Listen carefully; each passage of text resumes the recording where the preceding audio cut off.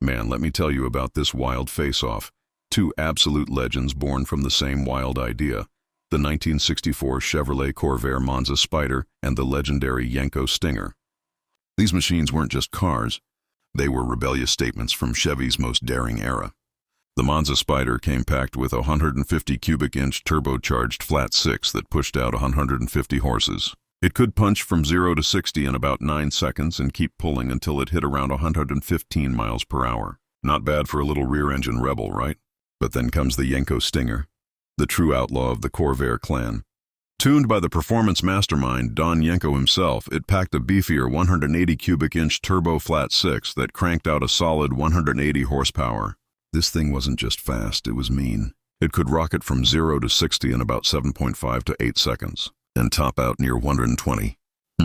Now that's when you start wondering, which one of these turbocharged icons truly rules the Corvair kingdom? Back in the early 60s, Chevrolet was out to shake things up.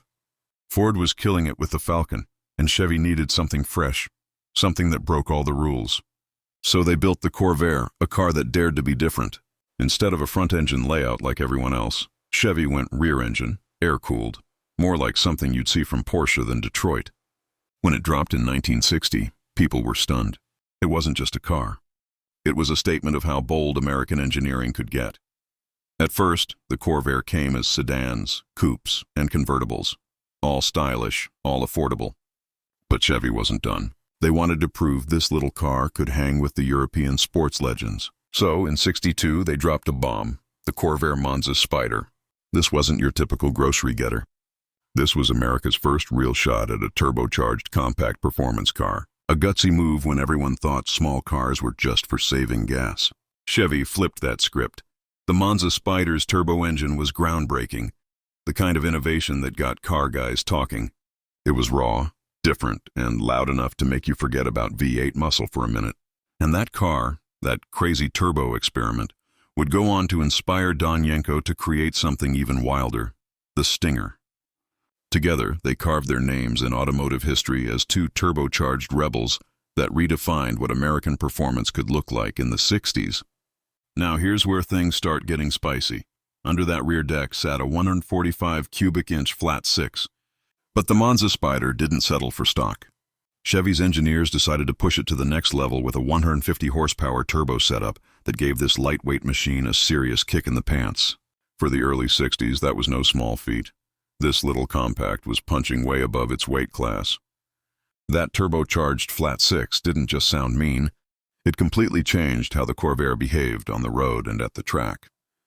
It was Chevy's way of saying, yeah, we can do fast and clever at the same time.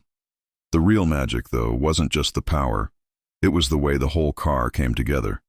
That rear-engine layout, kind of like what Porsche was doing back then, gave the Spyder a totally different personality. Lightweight, nimble, and with that engine hanging out back, it handled tight corners like a go-kart on steroids. And that turbo system? Straight-up genius. Instead of going bigger with displacement, Chevy engineers figured out how to squeeze more juice out of what they already had. The secret weapon was a specially tuned Rochester carburetor built to handle the crazy airflow and fuel mix that turbo demanded. Every time you stepped on the gas, exhaust gases spun that turbine faster, cramming more air into the cylinders and lighting up a surge of boost that made you grin ear to ear. It wasn't just about horsepower, it was about how that power hit. Instant, raw, and addictive. And Chevy didn't stop at the engine. They dressed the Spyder up to make sure you knew this wasn't your average grocery runner. It rocked special badges, sleeker trim, and sporty details that screamed performance even when it was parked. Inside, you got bucket seats, custom upholstery, and a driver-focused layout that felt more European than Detroit. But Chevy wasn't the type to build something cool and call it a day.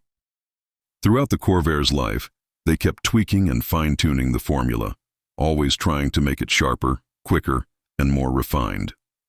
Each year the car evolved, learning from the track and the street, building a reputation as one of the most unique and misunderstood performance cars America ever made. Between 1962 and 1964, Chevy wasn't sitting still. They were dialing in the Corvair to keep the performance crowd hooked.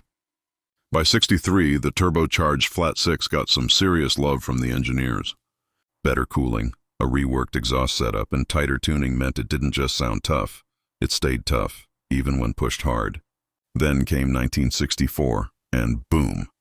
A new version of that turbo engine dropped, now breathing deeper and hitting harder, giving the Spyder that extra punch it needed to shut down the competition. You could feel the difference the moment you floored it.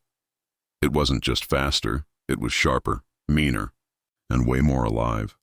And it didn't take long for gearheads to realize this little rear-engine rebel wasn't just made for Sunday cruises. Nope, the Spyder found its second home at the drag strip. That turbo setup gave it explosive low-end torque, making it jump off the line like it had something to prove. While everyone else was still figuring out how to make small cars go fast, Chevy had already built one that could throw down with the big boys. Believe it or not, the Corvair Spyder was among the first American turbocharged cars to hit the drag scene. And it didn't just show up. It started breaking records. Once racers caught on, these Spyders started popping up all over the country. In local tracks, underground drags, even official NHRA events. Its lightweight build and that funky rear-engine balance made it surprisingly stable and easy to launch hard. With a few mods, it turned into a legit track weapon, punching above its class and shocking plenty of muscle car guys who underestimated it. Sure, it didn't pack the raw grunt of a big block V8, but that turbo flat six had a nasty habit of keeping up, especially through the quarter mile, where quick spool and smooth power delivery mattered most. The Spyder's drag racing rep only grew from there. It became a fan favorite at grassroots events and even earned respect on the NHRA stage for being consistent, dependable, and ridiculously fun to watch. Drivers loved how light and predictable it felt. It danced down the strip instead of fighting it. And even though it never got the same fame in NASCAR as Chevy's big hitters like the Impala or Chevelle, the Corvair Spyder still made its mark in other motorsport arenas, proving that you didn't need a giant engine to make a big impact. Sometimes all it took was a turbo, a little courage, and a whole lot of attitude. At the drag strips, where small blocks and turbocharged beasts were tearing up the asphalt, the Corvair Spyder started to earn some serious street cred. It might not have had the size or raw muscle of the big V8s, but this little turbo terror had something different: finesse, balance, and guts. Its success on the track didn't just boost its own legend, it actually laid the groundwork for Chevy's future performance lineup. That fearless experimentation helped open the door for monsters like the Camaro and the rest of Chevy's muscle car dynasty that would later dominate American racing culture. Now, when you dig into what made the Spyder special, it's all in the heart, that flat six turbo engine. Between 62 and 64, Chevy's engineers kept refining it, polishing out the rough edges like artists perfecting their masterpiece. The first version was already pushing a solid 150 horsepower, a big deal back then for such a compact ride.